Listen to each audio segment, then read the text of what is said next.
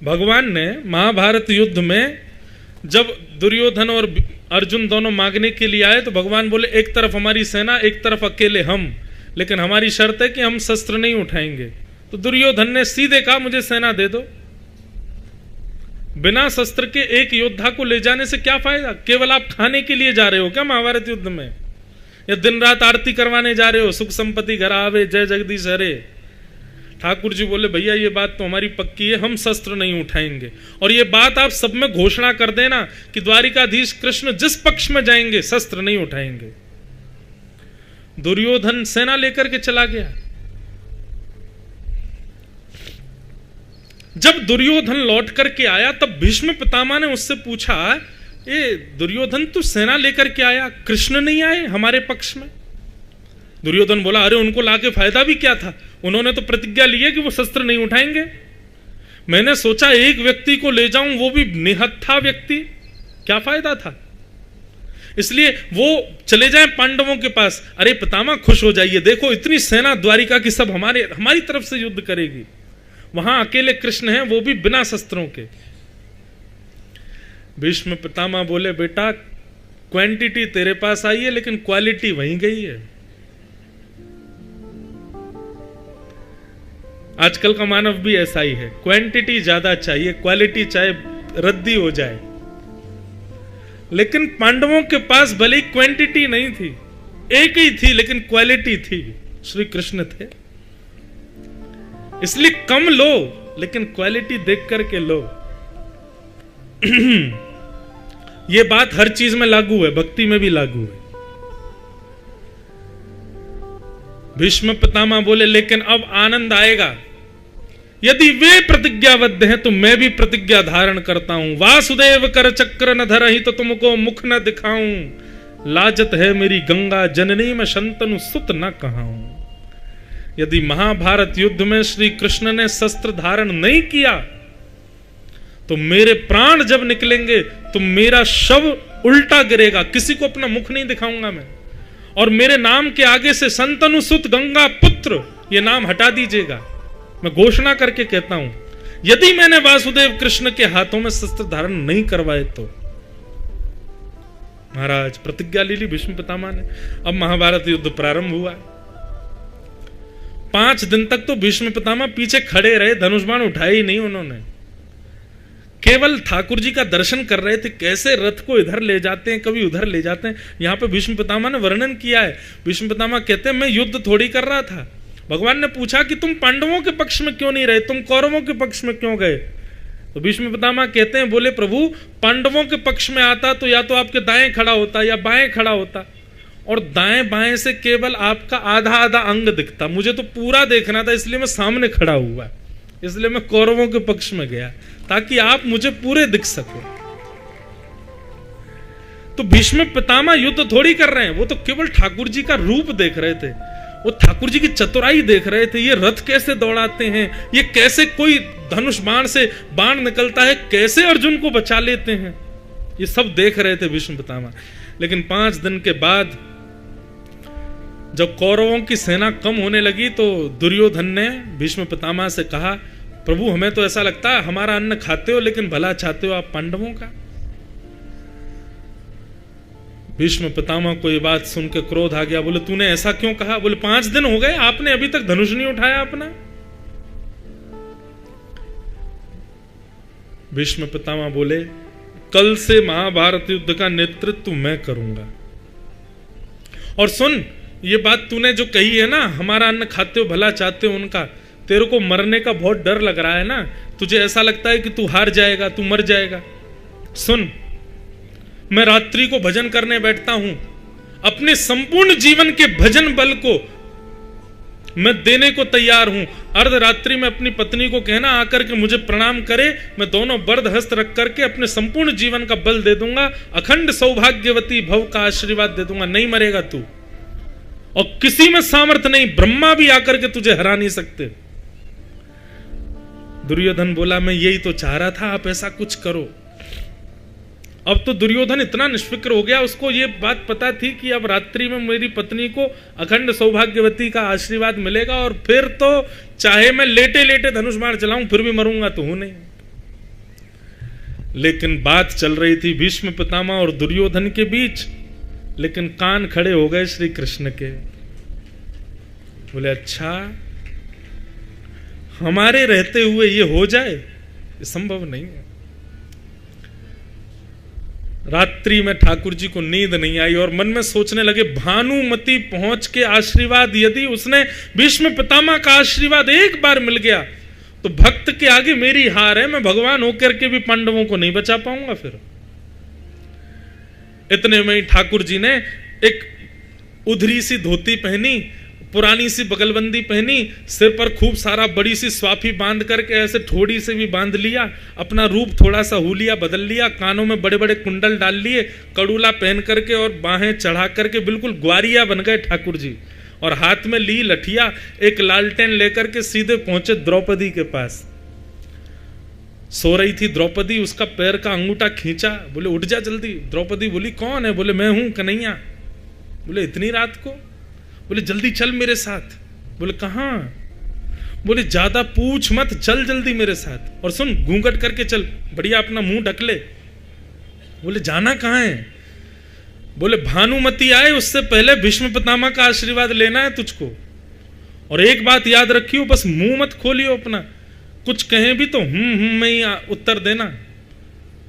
और भीष्म पितामह कुछ पूछेंगे भी नहीं ज्यादा, भाई बहू है, बहू से ज्यादा बात थोड़ी करेंगे, तू बस करना बस। हाँ, और अगर भीष्म पितामह पूछे कौन आया साथ में, ज्यादा ही पूछने लगे फिर तो उत्तर देना पड़ेगा, तो कह देना ग्वारिया आया है, गैया चराता हमारी, मैं राखी बांधती हूं, मैंने कहा भीष्म पितामह का आशीर्वाद लेना तो मेरे संग चला आया, ऐसे करके बात टाल देना, ये मत बताना कि मैं आया हूं। द्रौपदी बोली ठीक है। भगवान लेकर के द्रौपदी को पहुंच गए। भानुमति से पहले द्रौपदी का प्रवेश हो गया भीष्म पितामह के शिविर में। भीष्म पितामह बैठ करके संध्या कर रहे थे, इतने में ही द्रौपदी के नूपुरों की आवाज आई, भीष्म पितामह के नेत्र खुले। भीष्म पितामह को लगा भानुमति आ गई, क्योंकि दुर्योधन को बोला था अपनी पत्नी को भेज देना। आओ बैठो बेटा। नाम जब पूर्ण किया, अपने हाथ में जल लिया, और संपूर्ण जीवन के अपने भजन बल को द्रौपदी के सिर पर जल छोड़ते हुए अखंड सौभाग्यवती भव, दोनों भुजाएं रख करके आशीर्वाद दे दिया, तेरा पति अजर अमर हो जाए, उसको कोई ना मार सके। जैसे ही ये बात कही, द्रौपदी बोली ये कह रहे हैं अखंड सौभाग्यवती भव, और कल यही महाभारत युद्ध का नेतृत्व करने वाले हैं, और धनुष बाण लेकर के यही मेरे पतियों के पीछे भागने वाले हैं, और मुझसे कह रहे हैं अखंड सौभाग्यवती भव। इनसे कह तो दूं कि फिर याद रखना पांचों को बाण मत मारना कल। तुरंत द्रौपदी ने अपना घूंघट ऊपर कर लिया। तो भीष्म पितामह याद रहे, एक नहीं दो नहीं, पांचों की रक्षा की जिम्मेवारी आपकी है। फिर अब तो द्रौपदी को देख करके भीष्म पितामह बोले तू कहां से आ गई? मैंने तो भानुमति को बुलाया था, तू कैसे आ गई? मेरी और दुर्योधन की बात हुई थी, भानुमति आकर के आशीर्वाद लेने वाली थी, तुम कहां से आ गई बेटा? द्रौपदी बोली ये बात जरूरी नहीं मैं कहां से आ गई, पर क्या मुझे आपके आशीर्वाद का अधिकार नहीं है? भीष्म पितामह के नेत्र सजल हो गए। बोले होना तो वही है जो लिखा है, मुझे भी संकेत तो होता था। और देखो कैसी विडंबना, ईश्वर की कृपा कि भानुमति आए उससे पहले द्रौपदी आ गई, यह भी तो एक संयोग है। द्रौपदी बोली अब निकल लेती हूं यहां से, तुरंत प्रणाम करके जाने। सुनो सुनो सुनो, रुको, कहीं ये संयोग ईश्वर के द्वारा नहीं, कृष्ण के द्वारा तो नहीं रचा गया? किसके साथ आई हो तुम, और तुमको किसने कहा कि जाके भीष्म पितामह का आशीर्वाद लो? अब तो महाराज भीष्म पितामह है, सिंह जैसी गर्जना है उनकी, कौन घबराए ना उनके आगे। द्रौपदी की जीव लड़खड़ाने लगी, नहीं नहीं कोई नहीं, मेरे ही मन में आ गया था। बोले तेरे ही मन में आ गया, इतने दिन से क्यों नहीं आई, आज ही क्यों आई? सही सही बता, अकेली आई है? हमारी राजकन्या राजवधु अकेली घूम रही है बाहर, कौन आया तेरे साथ? द्रौपदी बोली गोपाल भैया। बोले कौन गोपाल भैया? हमारी गैया चराता है, दूध निकालता है, मेरा कोई भाई नहीं ना, मैंने उसको, भाई तो है पर उसकी कोई बहन नहीं थी, तो मैंने उसको राखी बांध दी। अच्छा चल जरा दिखा मुझे तो कैसा तेरा गोपाल भैया, मैं भी तो देखूं। और भीष्म पितामह निकल करके बाहर आए। ओ गोपाल भैया कहाँ है भैया इतकुआ? दूर बैठे ठाकुर जी को वहीं पटक लग गई। बोले कि अब तो हम फंस गए, ये द्रौपदी ने भीतर जाके मुंह खोल दिया अपना। ठाकुर जी बोले राम राम जी। बोले दूर से राम राम नहीं, इधर आओ बेटा, हमें भी तो दिखाओ कौन हो तुम। ठाकुर जी समीप गए, ऐसा बढ़िया पाग वाग बांध के ठोड़ी वोड़ी से ऐसे लिपटा करके गए थे, पता ही नहीं चले कि मैं हूं। लेकिन भीष्म पितामह ने कहा द्रौपदी तेरे गोपाल भैया के नेत्र कहीं देखे देखे लग रहे हैं, कहीं तो देखा है।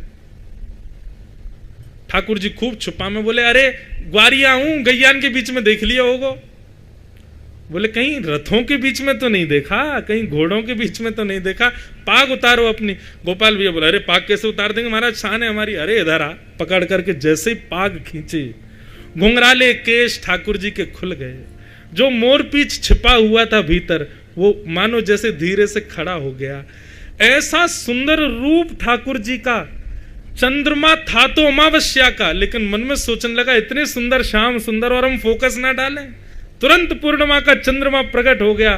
ठाकुर जी का रूप भीष्म पितामह के सामने आनंदित हो गए।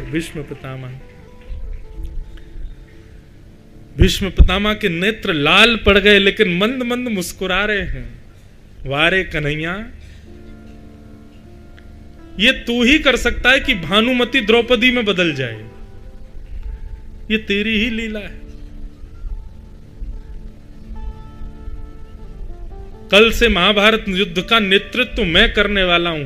हे द्रौपदी, मैंने तुझे आशीर्वाद दिया है, अखंड सौभाग्यवती भव। तेरे सामने जिम्मेवारी देता हूं कि पांचों की रक्षा ये करेगा।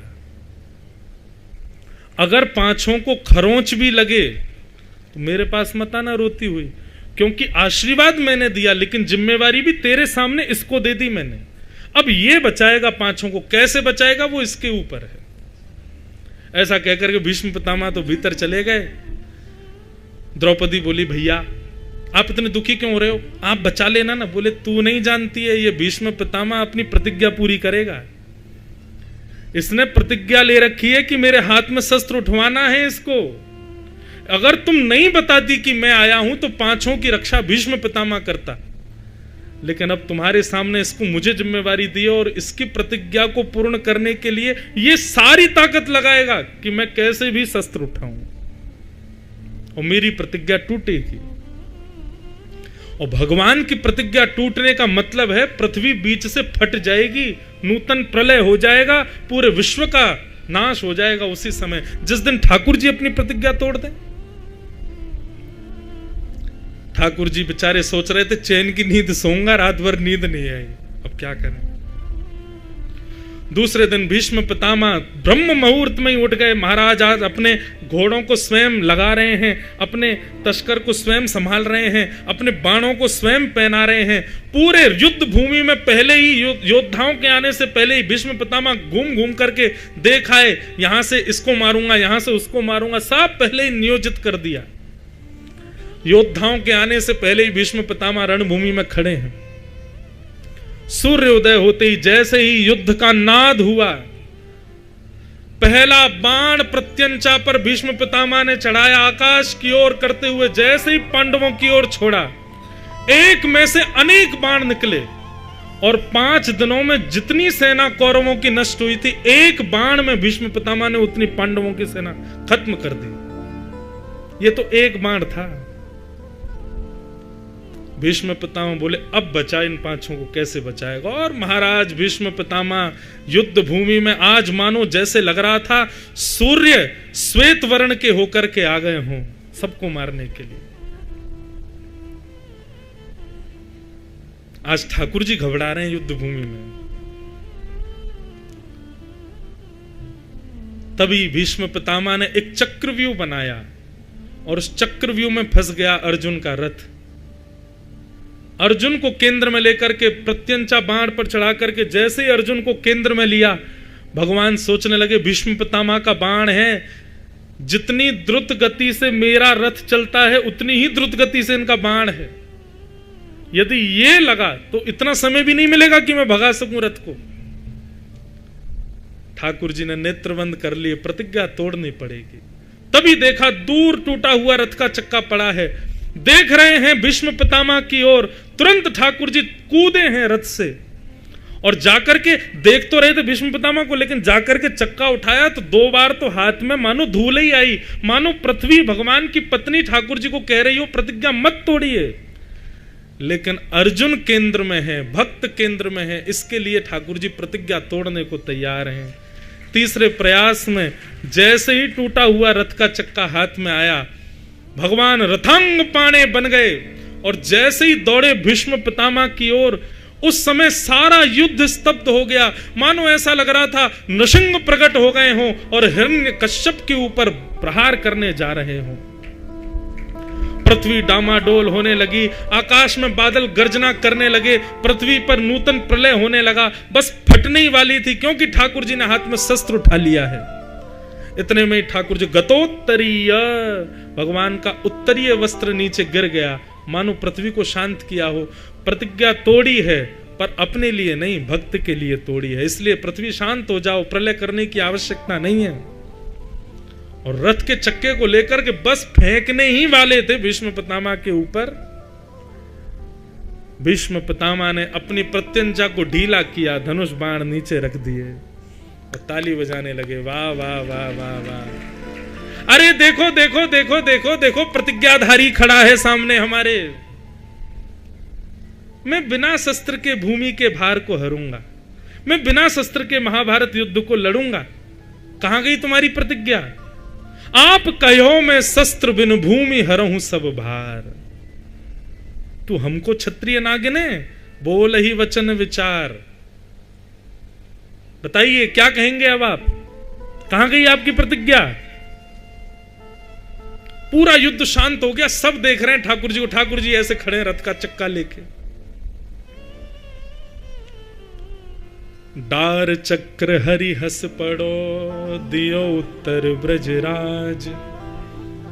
ठाकुर जी ने रथ का चक्का दूर फेंका, मंद मंद मुस्काने लगे और उत्तर दे रहे हैं, आज तजी प्रतिज्ञा मोरी में तोरी प्रतिज्ञा काज।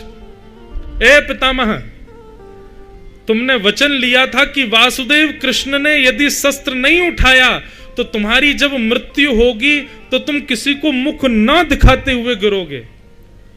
तुम भी जानते हो, मैं भी जानता हूं, असंख्य बाण तुम्हारे अंग पर लगने वाले हैं और जब असंख्य बाणों की सैया पर तुम नीचे की तरफ मुख करके गिरोगे तो तुम्हारी इच्छा मृत्यु जो है वो कैसे पूर्ण होगी कि अंतिम श्वास जब निकले तब ठाकुर जी का मैं दर्शन करूं। मेरा दर्शन करने के लिए तुम्हारा मुख ऊपर होना चाहिए और उसके लिए मुझे प्रतिज्ञा तोड़नी पड़ेगी। आज तजी प्रतिज्ञा मोरी में तोरी प्रतिज्ञा काज। लुट गए भीष्म पितामह। भीष्म पितामह आज कह रहे हैं, मैं आपकी स्तुति सीधा लेट करके गा रहा हूं ना, इसमें भी आपकी कृपा है ठाकुर जी।